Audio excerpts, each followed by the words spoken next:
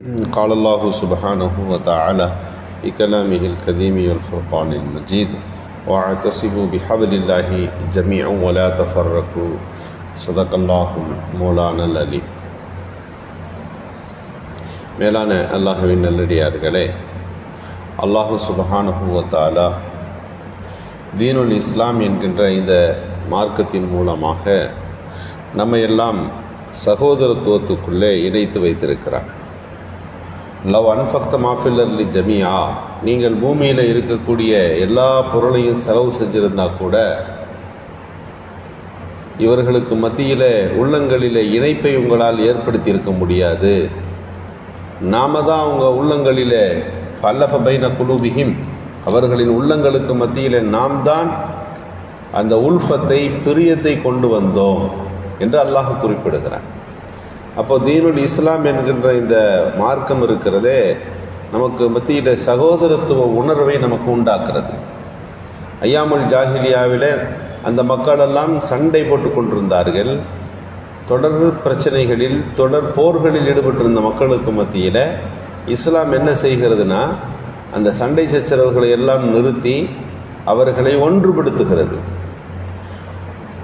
யுத்தங்கள் அல்லாத ஒரு பூமியை அவர்களுக்கு இஸ்லாம் காட்டியது.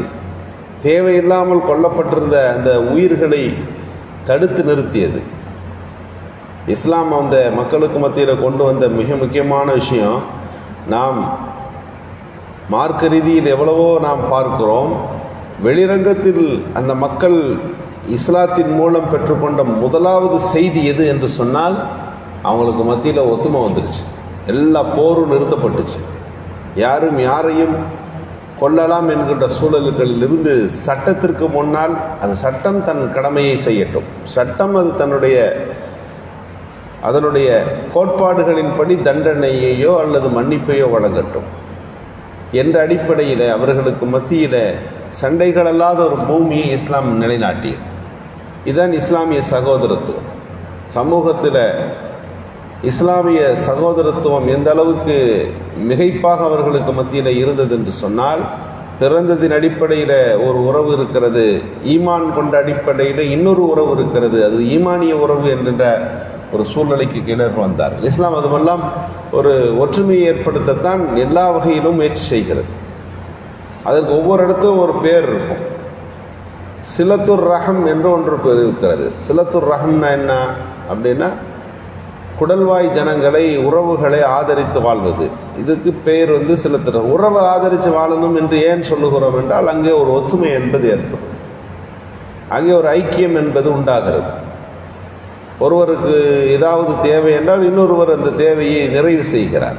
ஒருத்தருக்கு உடம்பு சரியில்லை என்றால் இன்னொருவர், இன்னும் அந்த குடும்பமே சேர்ந்து அவருக்கு ஏதாவது உதவி ஒத்தாசைகளை வழங்குகிறது. ஒருவருக்கு திருமணம் சார்ந்த ஒரு பிரச்சனை என்று சொன்னால், திருமணத்திற்காக வேண்டி அவர்கள் எல்லோரும் சேர்ந்து அதில் ஒன்று கூடி ஒரு ஒத்துழைப்பை நல்குகிறார்கள். இப்படி செய்கின்ற போது அங்கே உறவுகளில் ஒரு ஒத்துழைப்பு என்பது ஒரு ஒற்றுமையாக இருக்கிறது.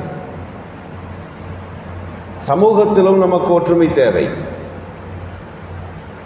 சமூக ஒற்றுமைக்காக வேண்டியும் இஸ்லாம் பல்வேறு கருத்துக்களை சொல்லுகிறது. நபிகள் ஸல்லல்லாஹு அலைஹி வஸல்லம் அவர்கள் சொன்னார்கள், ஒரு வீட்டில் ஒரு உணவு சமைக்கப்படுகிறது என்றால் கொஞ்சம் தண்ணீரை அதிகப்படுத்தி பக்கத்து வீட்டுக்கும் அதில் நீங்கள் கொடுத்து அனுப்புங்கள்.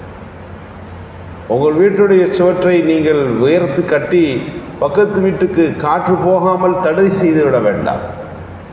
பக்கத்து வீடு என்கின்ற அடிப்படையில் எது பக்கத்து வீடு, முன்னால் இருப்பது, நமக்கு வலப்புறத்தில் இருப்பது, இடப்புறத்தில் இருப்பது அண்டை வீடுகள், 40 வீடுகள் தம்மை சுற்றி இருக்கின்றவைகள் அத்தனையும் நாம் நம்முடைய அண்டை வீடுகளாக கருத வேண்டும் என்று வருகின்ற போது அங்கே சமூகத்தில் ஒரு ஒற்றுமையை நிலைநாட்டப்படுகிறது. எனவே தான் ரசூலுல்லாஹ் காலத்தில் சஹாபிகளுடைய வாழ்க்கையில் எப்படி இருந்ததென்றால், ஒரு ஆடு தலை ஒன்று வருது, அவர்கள் நம்மை விட அவர் பக்கத்து வீட்டுக்காரர் சாப்பிட்டா நல்லா இருக்கும் அப்படின்னு நினைக்கிறாங்க.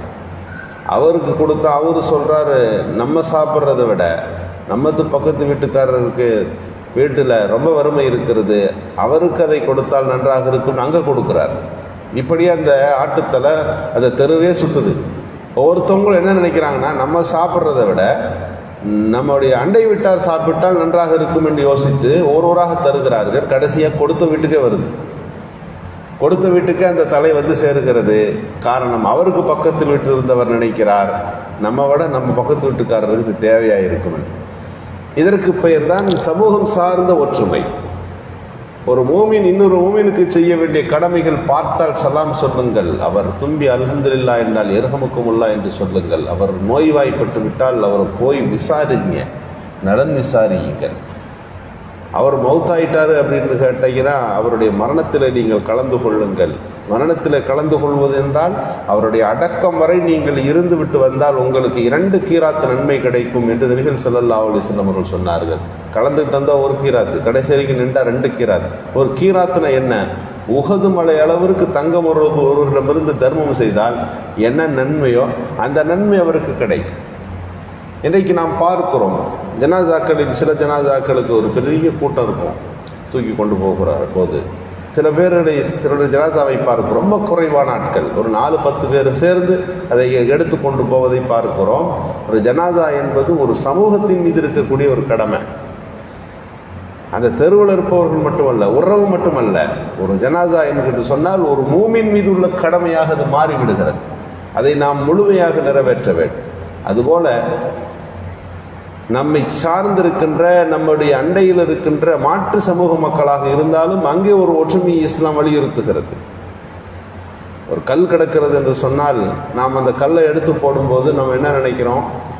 இது யார் காலை பதம் பார்க்கும், நடந்து போபவர்கள் எல்லோருடைய காலுக்கும் தான் இது ஆபத்து என்று நாம் அங்கே யோசிக்கின்ற போது சமூகத்தின் ஒரு ஒற்றுமையில இது ஒரு முக்கியமான இடத்தை பெறுகிறது. இது சமூக நலன் சார்ந்த ஒன்று பதிவு. ஒரு முள்ளு வந்து ரோட்டில் நீட்டிக்கிட்டு இருக்குது, இது வந்து நடந்து போகிற மக்கள், அது யாராக இருந்தாலும் அவருக்கு இது இடையூறு தருமா இல்லையா? எனவே இந்த முள்ளை நான் சரி செய்கிறேன் என்று நாம் செய்கின்ற போது அது ஈமானுக்கான ஒரு கிளையாக மாறுகிறது. நபிகள் ஸல்லல்லாஹு அலைஹி வஸல்லம் சொன்னார்கள், ஈமானுக்கு 70 சொச்ச கிளை இருக்கிறது. முதலாவது லா இலாஹ இல்லல்லாஹ் என்பது முதலாவது கட்டம். கடைசி விஷயம் என்னன்னா ஷமாத்துல் அதாயி அனித்தரி, பாதையில் கிடக்கிற கல்லையும் முள்ளையும் எடுத்து போடுவது அதனுடைய கடைசி பகுதி என்றார். இப்படி உறவுகளிலே, சொந்தங்களிலே, நாம் வாழ்கிற சமூகங்களிலே பல்வேறு விஷயங்களை இஸ்லாம் கடமையாக்குவதற்கு காரணமே இவைகளிலே ஒற்றுமை நிலவ வேண்டும் என்பதுதான். ரசூலுல்லாஹ் காலத்தில், சஹாபிகள் காலத்தில் ஒருத்தர் என்ன செஞ்சார்னா, அது இஸ்லாத்துக்குள்ளே இருந்தவர் திடீர்னு முர்த்ததா போயிட்டார், இஸ்லாத்தை விட்டு வெளியே போயிட்டார். ஏன் போயிட்டீங்கன்னு கேட்டாங்க. நீங்கள் வந்து இஸ்லாத்துக்குள்ளே தானே பயணித்தீர்கள். அவர் சொன்னார், இங்கே ஒற்றுமை இல்லை. என்ன ஒற்றுமை இல்லை? கருத்து வேறுபாடு அதிகமாக இருக்குது. ஒரு செய்தியை சொன்னால் அதில் ஒருத்தர் கருத்து சொல்கிறீங்க, 2 பேர் 2 கருத்தை சொல்கிறீங்க. எனவே நான் போயிருக்கிற இன்னொரு மதத்தை சொல்லி, கிறிஸ்து மதத்தை சொல்லி, அங்கே அந்த மாதிரி பிரச்சனை எனக்கு இல்லை என்று சொன்னார். அப்போது அவரை அழைத்து சொன்னார், இதுதான் பிரச்சனையா? கடவுள் 2ஆ 1ஆ? அதில் ஏதாவது பிரச்சனையை பார்த்திருக்கிறீர்களா என்று கேட்டார்கள். இங்கே ஒரு வார்த்தையை சொன்னால் 2 கருத்து இருக்கும், ஆனால் கடவுள் யார் என்பதில் கருத்து வேறுபாடு இருக்கிறதா? எது கடவுள் என்பதிலே கருத்து வேறுபாடு இருக்கிறதா என்று கேட்டார்கள். இல்லை. வேதம் எது வேதம், அதில் ஏதாவது உங்களுக்கு கருத்து வேறுபாடு இருக்கிறதா என்று தொடர்ச்சியாக கேட்டபோது, ஒரு வேதம், ஒரு இறைவன், இவற்றில் இருக்கக்கூடிய தாங்கி நிற்கிற ஒரு தூதர், இதில் எதுலையுமே உங்களுக்கு கருத்து வேறுபாடு கிடையாது. சின்ன சின்ன விஷயங்களிலே ஒருத்தர் 2 பேருக்கு 2 கருத்து இருக்கும், அதுதான் உங்களுக்கான பிரச்சனையா என்று கேட்டபோது அவர் புரிந்தார், நம்முடைய சின்ன சின்ன விஷயங்கள் ஏற்படுகிற கருத்து வேறுபாடு அது பொறுத்து கொள்ளப்பட வேண்டியது தான். முக்கியமான அடிப்படையிலே கருத்து வேறுபாடு இருக்கிற காரியங்களில் நாம் எப்படி ஈடுபட முடியும் என்று அவர் இஸ்லாத்துக்குள்ளே மீண்டும் வந்தார் அப்படின்னு ஒரு தகவல் இருக்கிறது. இன்றைக்கு சின்ன சின்ன சமூக பிரச்சனைகள், மார்க்க ரீதியான பிரச்சனைகள், இவைகளெல்லாம் பெரிதாக்கப்படுகிறது. அது சுன்னத்து தான் மார்க்கத்தில், அவ்வளோதான். அது முஸ்தஹப்பு தான். அந்த முஸ்தஹப்புக்கு 2 பிரிவு தேவையா? அது இஸ்லாம் அதற்கான அங்கீகாரம். இது என்னங்க, இதை விரும்பத்தக்கது, இப்படி செஞ்சால் நல்லது, அவ்வளவுதான். அந்த விரும்பத்தக்க விஷயத்தை நாம் பெரிதுபடுத்தி அதை செய்பவர்கள், செய்யாமல் இருப்பவர்கள், இது 2 பிரிவு. யோசித்து பாருங்கள், ஃபர்ல பிரச்சனையா? சுபு தொழுக ஃபர்லு 2 ரக்காயத்து, இதில் ஏதாவது உம்மத்தில் எங்கேயாவது பிரச்சனை இருக்கா? எங்கும் பிரச்சனை கிடையாது.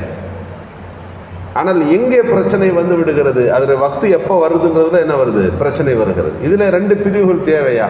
முதல் பிரிவில் தொழுதால் என்ன, 2ஆம் பிரிவில் தொழுதால் என்ன? இரண்டுமே வழிகாட்டப்பட்ட விஷயங்கள் தான். இதில் இதுதான் சரி அதுதான் சரி என்பதில் 2 பேரும் அவர்களுடைய கருத்தை ஏற்கிறார்கள். இது பிளவு அல்ல. ஆனால் இன்றைக்கு சிறிய சிறிய விஷயங்கள் பெரிதாக்கப்பட்டு மார்க்கத்தின் மிக முக்கியமான அடிப்படைகள் தவற விடுவதை பார்க்கிறோம். இஸ்லாத்தினுடைய பல்வேறு விஷயங்கள், கருத்து வேறுபாடுகள் ஒரு ரஹ்மத்தாக இருக்கிறது. எல்லோரும் பின்பற்றுவதற்கு தகுதியாக, அதையும் செய்யலாம் இதையும் செய்யலாம், யாருக்கும் பிரச்சனை கிடையாது என்று வருகிற போது இஸ்லாத்தில் ஐக்கியம் ஏற்படுகிறது. அந்த இது போன்ற விஷயங்களை அது ரஹ்மத்தாக பார்க்க வேண்டும். இன்றைக்கு அது ஒரு முசீபத்தாகவும் சமூகத்தின் சோதனையாகவும் ஆக்கப்படுகிறது என்பதுதான் இந்த சமூகத்தினுடைய ஒற்றுமை குலைவுக்கு மிக முக்கியமான காரணிகளாக இருக்கின்றன. அல்லாஹ் சுப்ஹானஹு வ தஆலா ஒற்றுமையின் மூலம் இந்த சமூகத்தை அல்லாஹ் வளப்படுத்துவானாக.